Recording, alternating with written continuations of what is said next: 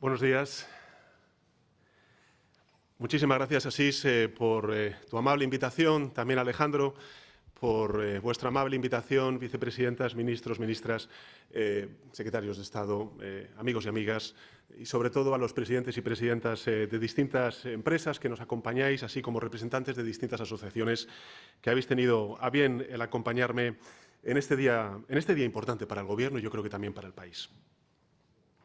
Gracias, Asís, Alejandro, por invitarme a participar en este foro de generación de oportunidades, porque efectivamente creo que es importante el que podamos trasladar entre todos un mensaje positivo, un mensaje de ilusión, de esperanza a la ciudadanía que efectivamente atraviesa distintas crisis de las cuales todavía no nos hemos superpuesto y en cambio da la sensación de que no tuvieran hasta incluso final. Seguimos aún con la pandemia y efectivamente ha ocurrido desde hace poco más de un mes algo inimaginable desde la Segunda Guerra Mundial en nuestro continente, como es precisamente la invasión a las puertas de Europa de un país libre por parte del presidente de una potencia nuclear como es Vladimir Putin. Tras semanas, como saben ustedes, de esfuerzos diplomáticos en todos los frentes, a nivel europeo, a nivel internacional, Putin ordenó la invasión de Ucrania y frente a los engaños y las mentiras del presidente Putin, se desplegó por parte de la Unión Europea un esfuerzo de diálogo que desgraciadamente no tuvo a bien ser contestado positivamente por Vladimir Putin. Y efectivamente, como antes comentaba al principio de mi intervención, se daba comienzo así a una guerra en Europa en pleno siglo XXI por parte de una potencia nuclear, Rusia, que trataba de invadir militarmente una nación libre, soberana y democrática como es Ucrania. Desde ese fatídico 24 de febrero, hemos visto a través de los medios de comunicación, a los cuales agradecemos su trabajo, hemos visto el asedio de ciudades como Kiev, como Mariupol, la destrucción de infraestructuras tan importantes para el bienestar de la ciudadanía como pueda ser un hospital de maternidad, el bombardeo de un teatro donde se refugiaban más de 1000 civiles, vecindarios populares calcinados, sótanos de viviendas donde se refugian familias enteras muertas de miedo ante el bombardeo de las tropas rusas. Y en esta guerra, en pleno suelo europeo, han muerto ya muchos civiles, más de 1 millar de civiles, todos ucranianos, casi un centenar de niños y niñas. Hay otro medio millar de civiles heridos, también ucranianos. En fin, todo esto son datos de la propia Naciones Unidas, datos todos ellos que hay que coger con muchísima cautela porque, como reconoce esta organización, no muestran toda la realidad de esta terrible guerra que estamos viendo a través de los medios de comunicación y sufriendo en primera persona los ucranianos y ucranianas. Desde el inicio de la guerra, simplemente por compartir con ustedes algunos datos, según la OTAN, se estima que el ejército ruso ha contabilizado 40.000 bajas entre muertos y heridos. Cerca de 4 millones de personas, según ACNUR, en poco más de 30 días han huido del país como refugiados, para que nos hagamos una idea de la magnitud de esta guerra, de este conflicto en términos humanitarios. En Siria, en 2 años, hubo 1 millón de desplazamientos. Hoy, en menos de 30 días, hay 4 millones de personas que han abandonado Ucrania. Y además hay otros 6,5 millones de personas que están desplazadas de sus hogares dentro de Ucrania, esperando a ver qué sucede en las próximas semanas en su país con la guerra. Esta es la crueldad de la guerra de Putin en cifras. Unos números que, por desgracia, van a seguir creciendo hasta que acabe esta guerra y unos números que suponen vidas truncadas y sueños rotos, dolor y miseria. Y, por tanto, desde aquí quiero trasladar en nombre del Gobierno de España, y estoy convencido también en nombre del conjunto de la sociedad española, toda nuestra solidaridad, todo nuestro calor con el pueblo ucraniano. Creo que todos podemos convenir en que al solo mirar a Putin podemos hacernos una idea de cuáles son las motivaciones que le mueven para perpetrar esta guerra que es tan injusta como injustificada, terrible e ilegal. Hay, sin duda, y se ha escrito mucho a lo largo de estos días, motivaciones imperialistas de un político con delirios de grandeza y decidido a pasar a la historia. Y creo que efectivamente ha pasado a la historia, aunque sea por sus crímenes y por sus estragos. Esperemos que pague, cuanto antes, por sus crímenes de guerra ante la Corte Penal Internacional. Pero hay también miedo al contagio de la libertad detrás de esta justificada guerra por parte de Putin en Ucrania. El presidente Putin no acepta la consolidación como potencia global de la Unión Europea, cuyos principios, valores democráticos son los opuestos precisamente al régimen autoritario que él ha impuesto hace ya 2 décadas en Rusia. Putin no quiere que avance la democracia porque percibe, y además lo hace con razón, a la democracia como una amenaza. No quiere que los ciudadanos y ciudadanas de Rusia se sientan tentados por la libertad, por la prosperidad, por el bienestar que ven en sus vecinos y que acompañan a todo Estado de Derecho, que es lo que rige en una democracia. Y en consecuencia lo que hace Putin es atacar a Europa porque quiere una Europa débil. Quiere aniquilar el modelo democrático y social que tanto ha costado preservar y fortalecer y que tantas décadas de paz ha traído a nuestro continente. Lo que está en juego, por tanto, no nos erremos en el diagnóstico, es nuestro modo de vida, es en definitiva la Unión Europea, es el respeto a la ley nacional y a la ley internacional, a la democracia, al Estado social y democrático de derecho que representan las democracias europeas. Lo más terrible de esta guerra, señoras y señores, sin duda alguna, es el sufrimiento de seres humanos inocentes. Miles de muertos, millones de refugiados y refugiadas, penuria económica y destrucción. Pero también la guerra tiene, como sabemos, consecuencias económicas graves para quienes no las sufren directamente.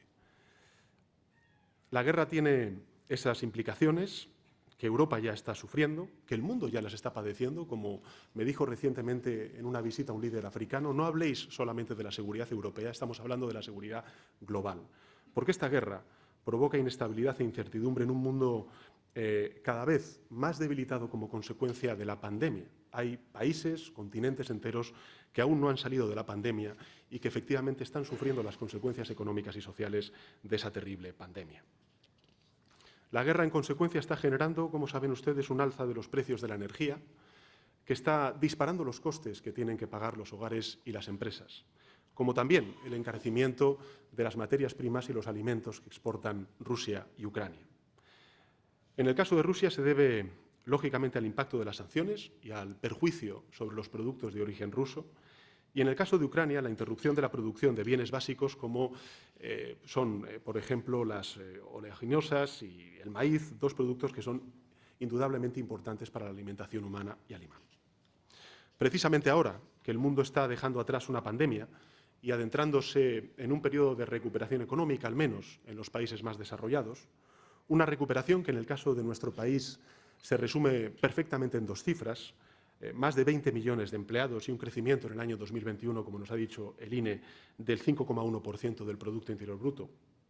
España es evidente que crece y crea empleo, y nuestra obligación, en definitiva, como sociedad, es proteger el crecimiento y la creación de empleo frente al impacto de la guerra de Putin en Ucrania.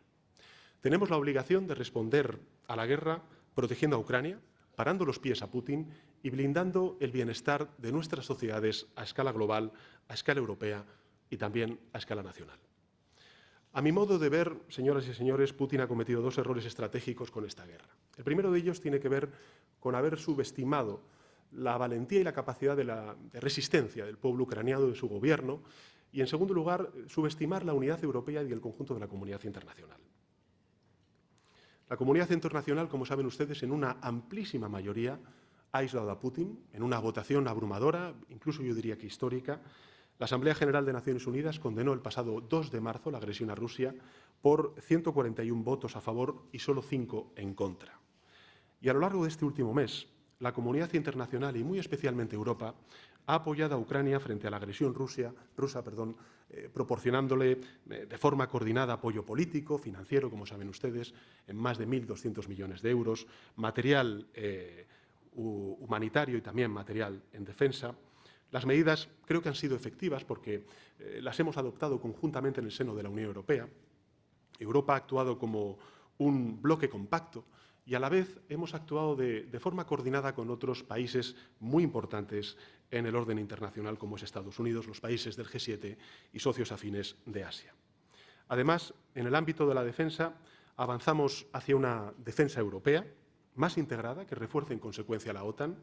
Creo que la presidencia de Biden y, sobre todo, su presencia y su estímulo a seguir forjando esa relación transatlántica con el ejemplo de su presencia precisamente la semana pasada en Bruselas junto al resto de mandatarios de los países aliados, creo que es un mensaje rotundo de la alianza entre la Unión Europea, la OTAN Estados Unidos en respuesta a esta brutal agresión de Rusia contra Europa.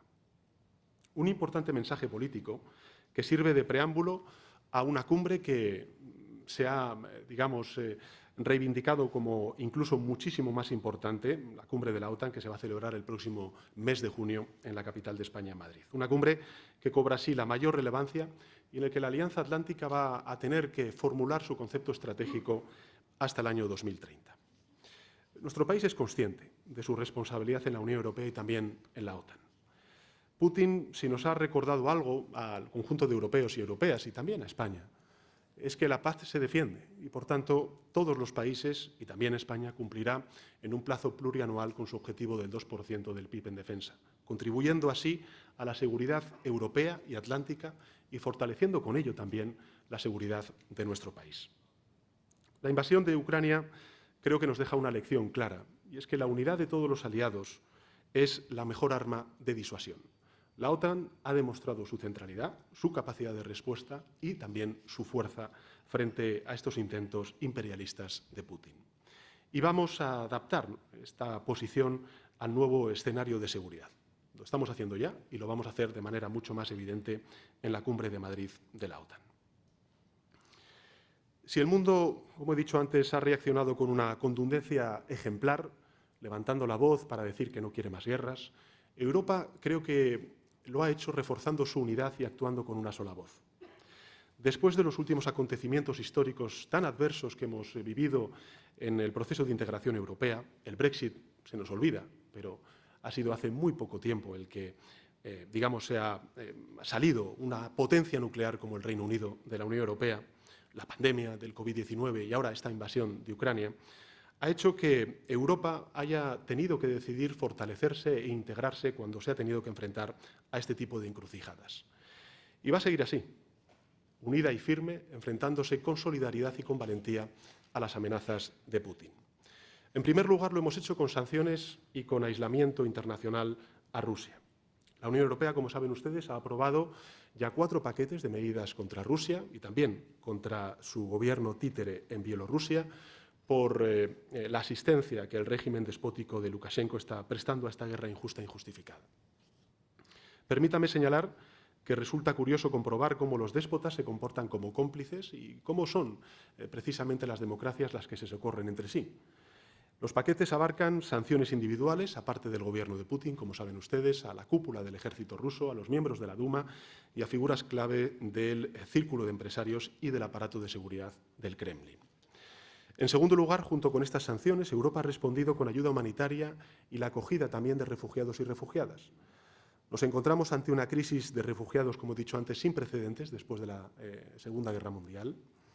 La Unión Europea ha acogido ya a 3,5 millones de personas que han huido de Ucrania.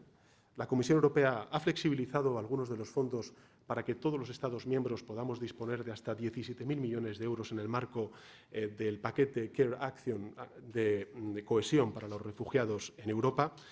Y España ha activado la Directiva de Protección Temporal y vamos a destinar hasta un máximo de 1.200 millones de euros en 2022 para la acogida de refugiados en nuestro país. Hemos simplificado los trámites del sistema de acogida, hemos habilitado 3 centros de atención y de recepción de estos refugiados en Madrid, en Barcelona y en Alicante, y pronto vamos a abrir uno cuarto en Málaga. Y también hemos aprobado un paquete de ayuda humanitaria por valor de 31 millones de euros para apoyar a Ucrania y a otros países cercanos a Ucrania, como es Moldavia, de manera bilateral, precisamente para poder hacer frente al flujo tan inmenso de refugiados que está llegando a este país. Y junto con ello, Europa ha respondido a través del apoyo militar y financiero y ha reforzado el flanco oriental. La Unión ya ha desembolsado, como he dicho antes, gran parte de los 1.200 millones de euros de ayuda a Ucrania, a los que hay que sumar 500 millones de euros más para las necesidades inmediatas de las próximas semanas en materia de resiliencia y de infraestructuras en Ucrania. Y España también ha respondido a la llamada de la OTAN, reforzando el flanco oriental, enviando material militar a Ucrania, bilateralmente, atendiendo en consecuencia a la petición que nos está haciendo el presidente Zelensky a todos los países europeos. En conclusión, con ello lo que quiero decir es que Europa ha respondido de forma inmediata y ha respondido unida, como lo hizo, por cierto, frente a la pandemia, y por tanto tenemos que sentirnos orgullosos de ser europeos.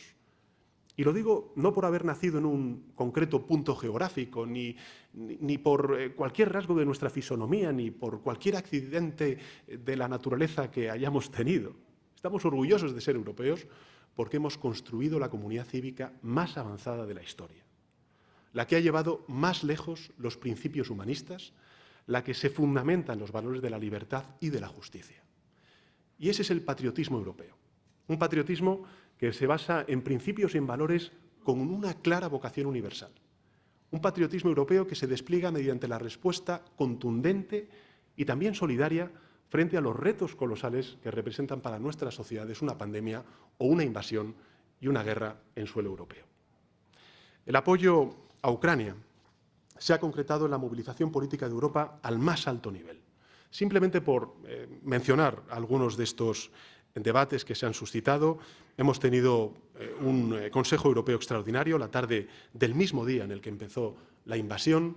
También hubo un consejo informal en Versalles en el que proclamamos que Ucrania forma parte de la familia europea y abordamos 3 dimensiones claves de la actuación europea en el futuro: el refuerzo de nuestras capacidades de defensa, el desarrollo de una base económica sólida y la reducción de nuestra dependencia energética del gas y de las fuentes de energía rusas. Quiero subrayar también la actuación temprana del Gobierno de España, liderando desde hace meses la petición de cambios regulatorios y de medidas urgentes a la Comisión Europea para dar respuesta a los países y, por tanto, mayor margen de maniobra a la hora de poder responder a este desafío energético. Lo pedimos cuando incluso la guerra de Putin no había estallado, pero es evidente, ahora lo vemos con bastante claridad, que Vladimir Putin ya preparaba la invasión restringiendo el flujo de gas, e impactando sobre los precios de la energía en toda Europa. Simplemente para que tengan ustedes una idea, durante este último año de 2021, las reservas de gas de Gazprom, precisamente, que estaban en los almacenes del continente europeo, bajaron al mínimo nivel histórico. Y esto es como consecuencia de una acción premeditada, precisamente, del presidente Putin. Pero volviendo a cuáles han sido los debates que ha liderado España, también quiero decirles que lo hicimos por primera vez hace 6 meses, el pasado 17 de septiembre, en el marco de los países mediterráneos del MED9, y lo hemos mantenido hasta este mismo viernes pasado, en el que logramos un acuerdo importante para nuestro país. Hemos propuesto la compra centralizada de gas, que hoy es incuestionable, emulando, por cierto, lo que hicimos con la pandemia y la compra conjunta de vacunas. Esta fue una propuesta de España desde el mes de septiembre del año 2021, porque ya veíamos precisamente que el mercado estaba operando de forma absolutamente irracional. El 24 de febrero las cosas estuvieron mucho más claras y todos, con la invasión, comprendimos que el flujo y el precio del gas eran el preámbulo, como he dicho antes, de la guerra que Putin estaba planificando. Comenzamos a debatir esta cuestión en los consejos europeos de octubre y de diciembre de 2021 a propuesta de España. Y además traté el desbocado incremento de los precios de la energía con las primeras ministras finlandesa, danesa, con los primeros ministros y presidentes de Eslovaquia, de Rumanía, de Irlanda, de Croacia, de Francia, de Bélgica, de Alemania, mientras que en Italia pude reunirme con mis homólogos italiano, griego y portugués. Y el resultado ha sido el que deseábamos. La Unión Europea autorizó el pasado viernes a los 2 países que forman la península ibérica a poner un precio de referencia al gas para abaratar el precio de la electricidad. Lo propusimos para el conjunto de la Unión Europea, pero mientras esa decisión llega, logramos una excepción ibérica. Este es el contexto, señoras y señores. Es verdad que son tiempos difíciles, que son tiempos complejos para todos, para el conjunto de la ciudadanía, para las empresas, para las familias, para la industria, sin duda alguna también para las instituciones públicas. Pero estas son las coordenadas sobre las que vivimos y sobre las que nos ha tocado a nosotros gobernar. Una emergencia sanitaria excepcional, con un gran impacto económico y una guerra injustificada con terribles consecuencias sociales. Con una pandemia ya en fase de superación, en plena recuperación económica, ha llegado esta guerra que solo quiere una persona, pero que pone a prueba a toda Europa, a todos los Estados miembros, a sus gobiernos y, en consecuencia, al conjunto de la sociedad. El Gobierno conoce bien esas dificultades, conoce los problemas de los sectores afectados, la inquietud y la incertidumbre por una guerra que solamente tiene un culpable. Conocemos esos problemas, nos hacemos cargo de ellos. Los conocemos sector por sector y los conocemos también en su globalidad. Quisiéramos que no existieran, desearíamos que desaparecieran, pero desgraciadamente la guerra y sus consecuencias no están en la mano de este ni de ningún otro gobierno europeo. La guerra de Putin se desarrolla sobre un escenario de un inmenso dolor, de muerte, a unos 3.000 kilómetros de distancia, pero su impacto se siente primero en nuestras conciencias y también en la esfera económica europea y española. Nadie está cubierto, o mejor dicho, protegido de esta guerra. No podemos prometer que no se advertirán los efectos de la guerra en nuestra economía y, por tanto, en nuestra vida. Pero lo que sí que podemos prometer desde el Gobierno de España es que nos vamos a desvivir por aplacar al máximo sus efectos. Y también podemos prometer que distribuiremos los sacrificios de forma equilibrada para que ningún sector, y menos aún los colectivos más vulnerables, se sientan desatendidos o abandonados a su suerte. Por eso, el Consejo de Ministros va a aprobar mañana el Plan de Choque de Respuesta a la Guerra con un conjunto de medidas que servirán para proteger a los sectores y a los ciudadanos más afectados por la guerra, para repartir de forma justa los efectos de la guerra y para preservar al máximo la senda de crecimiento y creación de empleo que ya hemos iniciado a lo largo de estos últimos meses. El Gobierno es el mismo Gobierno que afrontó desde el primer momento la pandemia global, que alcanzó un gran acuerdo en Bruselas con los fondos de recuperación, que impulsó la estrategia de vacunación en nuestro país, siendo un referente al resto de países europeos.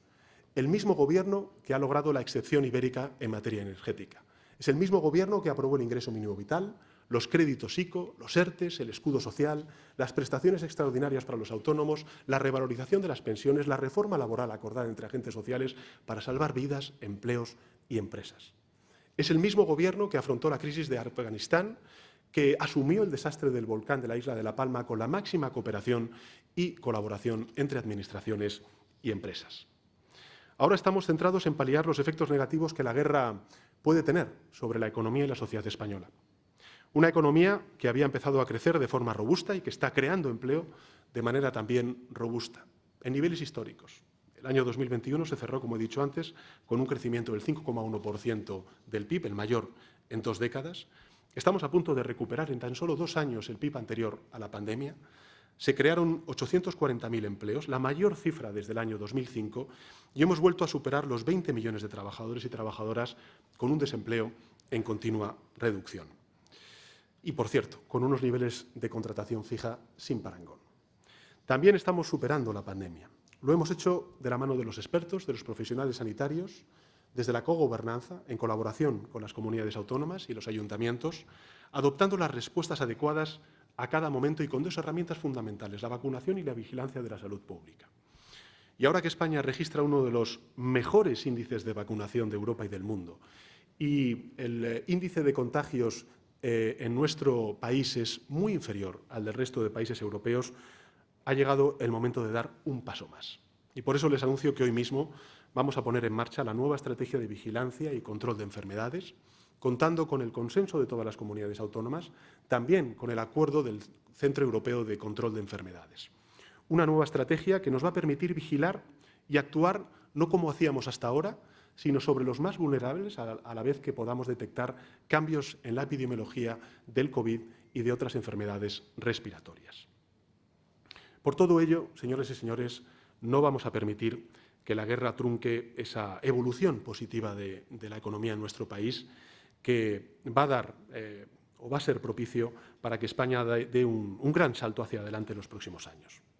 Y para que la crisis energética y la guerra no detengan la marcha de nuestra economía, ni tampoco rebajen el bienestar de los ciudadanos y ciudadanas, el Gobierno no ha parado de trabajar ni un instante a lo largo de estas semanas desde la invasión.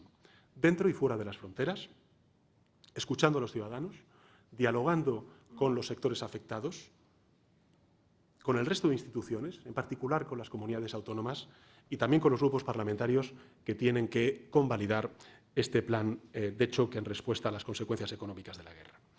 El resultado de este plan de choque, que hoy les avanzo y que mañana aprobaremos en el Consejo de Ministros, cuenta con 5 ejes. El primero, medidas para ayudar a las familias, a los trabajadores, a las personas desplazadas, a los refugiados y refugiadas y la ayuda humanitaria.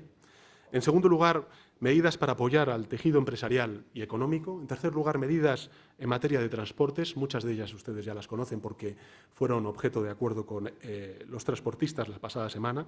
En cuarto lugar, algo muy importante, que son las medidas en materia de ciberseguridad.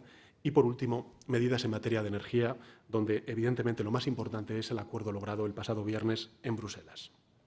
Creo que es un plan serio, ambicioso, complejo, evidentemente, porque la crisis es asimétrica y, por tanto, tenemos que afectar sobre determinados sectores. Pero el plan de respuesta que aprobará mañana el Consejo de Ministros y que va a durar hasta el próximo 30 de junio tendrá un coste aproximado de 6.000 millones de euros en ayudas directas y rebajas de impuestos, además de 10.000 millones de euros en créditos ICO para amortiguar el impacto de la crisis sobre las familias, las empresas de nuestro país. Por tanto, 6.000 millones de euros en ayudas directas y rebajas de impuestos y 10.000 millones de euros en créditos ICO para amortiguar el impacto de la crisis sobre las familias y sobre nuestras empresas. Hasta el 30 de junio, 16.000 millones de euros. Entrando en las medidas del primer eje, vamos a centrar los esfuerzos en la protección de las familias, en especial de los más vulnerables, y en concreto quiero citar las siguientes medidas. En primer lugar, la subida en el precio de los combustibles sabemos que afecta a todas las familias, no solamente a determinados sectores, sino a todas las familias, y por eso les anuncio que el Gobierno efectuará una bonificación mínima de 20 céntimos en cada litro de combustible hasta el 30 de junio. El Gobierno aplicará una rebaja de 15 céntimos y las petroleras un mínimo de 5 céntimos. Algunas de ellas ya han anunciado rebajas superiores y quiero agradecerles ese compromiso con su país. En segundo lugar, en el ámbito laboral vamos a tomar medidas para proteger el empleo, evitando el despido, y además las empresas podrán acudir a medidas de flexibilidad interna, como los ERTEs, que también han funcionado durante la pandemia. En tercer lugar, en materia de vivienda y de forma excepcional, para evitar subidas elevadas que perjudiquen a las familias arrendatarias, las revisiones de los alquileres durante los próximos 3 meses tendrán un límite del 2%. Y además, para ayudar a las familias más desfavorecidas, el Gobierno de España aumentará un 15% durante los próximos 3 meses la cuantía de la ayuda del ingreso mínimo vital. Y del mismo modo, más de 600.000 familias adicionales podrán acogerse al bono social eléctrico, llegando así a los casi 2 millones de hogares protegidos con este bono. Y por último, como ya conocen, extendemos hasta el 30 de junio las medidas fiscales vinculadas a la factura de la luz. En concreto, lo saben ustedes, el tipo de IVA seguirá al 10% para los pequeños consumidores, el impuesto especial a la electricidad al 0,5%, así como la suspensión del impuesto de la generación eléctrica. El siguiente eje son las propuestas, son las medidas para apoyar al tejido económico y empresarial.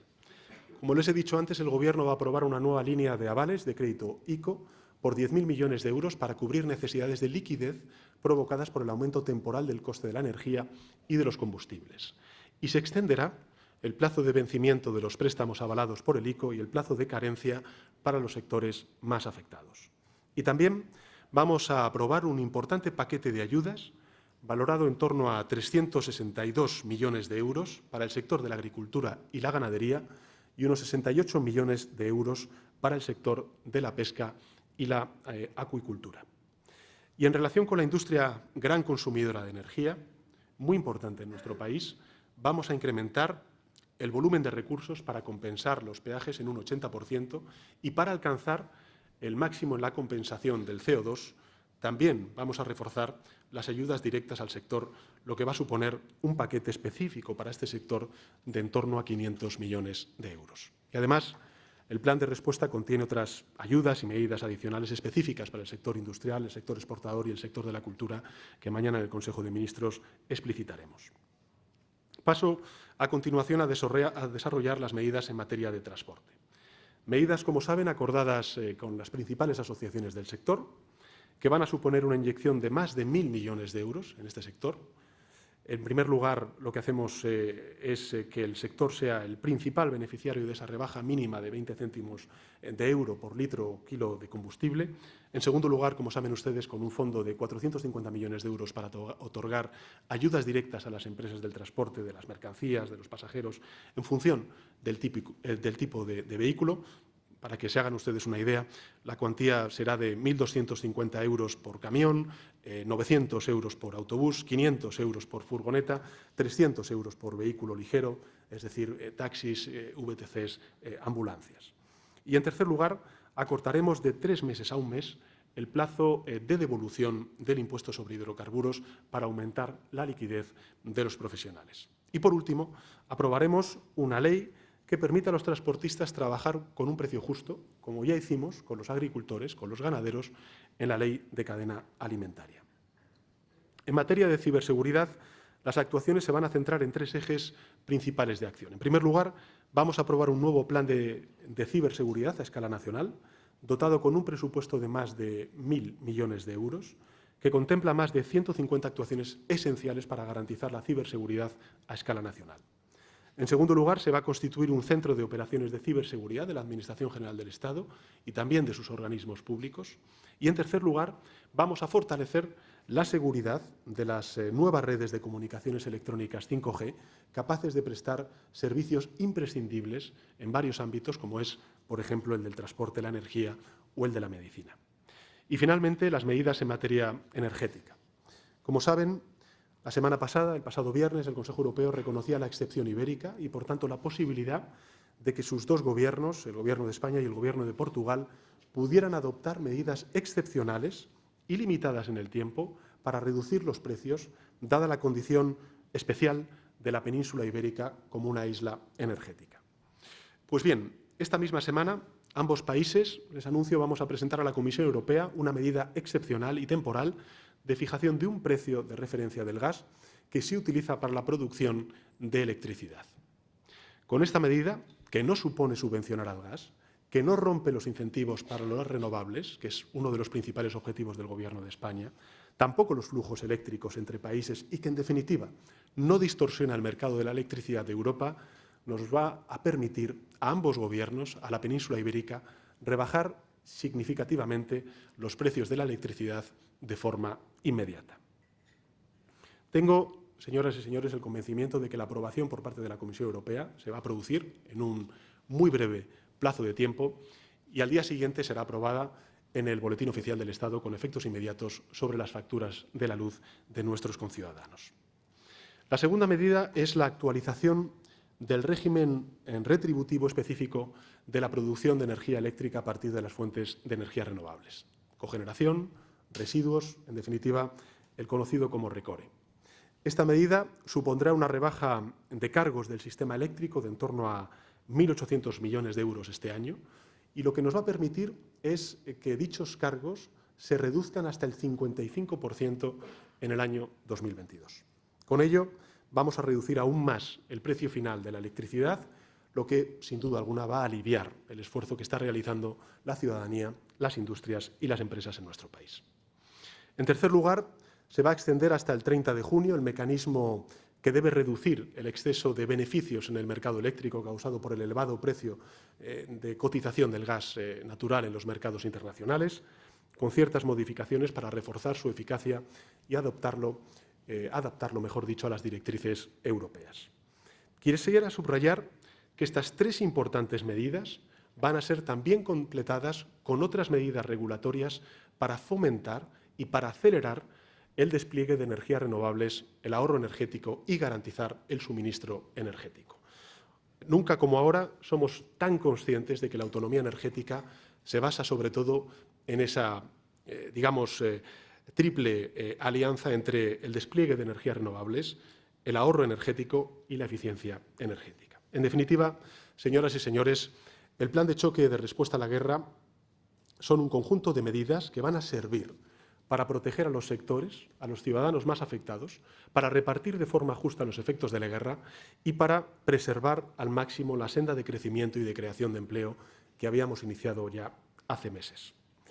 En poco más de 2 años, señoras y señores, España, como también Europa, ha sido golpeada por la peor calamidad sanitaria mundial registrada en el último siglo, por varios desastres, en nuestro caso, naturales, que incluyen hasta incluso una erupción volcán en la isla de La Palma, y ahora por una guerra a las puertas de Europa. Y la pregunta, por tanto, que debemos hacernos es la siguiente. ¿Qué más tiene que ocurrir para que respondamos unidos? ¿Qué más tiene que suceder para dejar de lado las rencillas, los sectarismos y sumar fuerzas? Esa es la política que va a desplegar el Gobierno.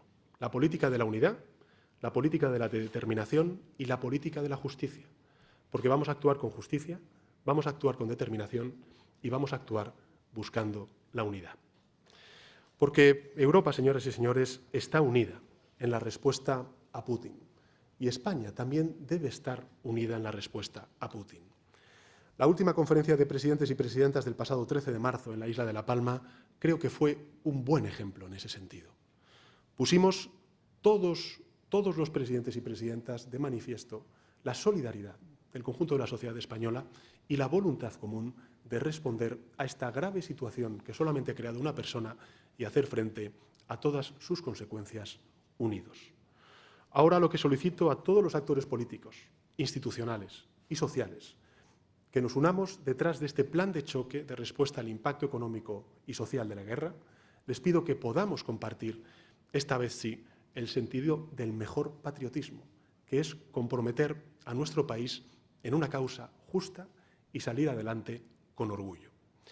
Las dificultades, sin duda, serán extraordinarias, pero sabemos que los valores europeos, que por cierto son los valores que están inscritos en nuestra Constitución española, son a la vez la única senda de prosperidad posible. Muchísimas gracias por su atención y gracias a los organizadores de este evento.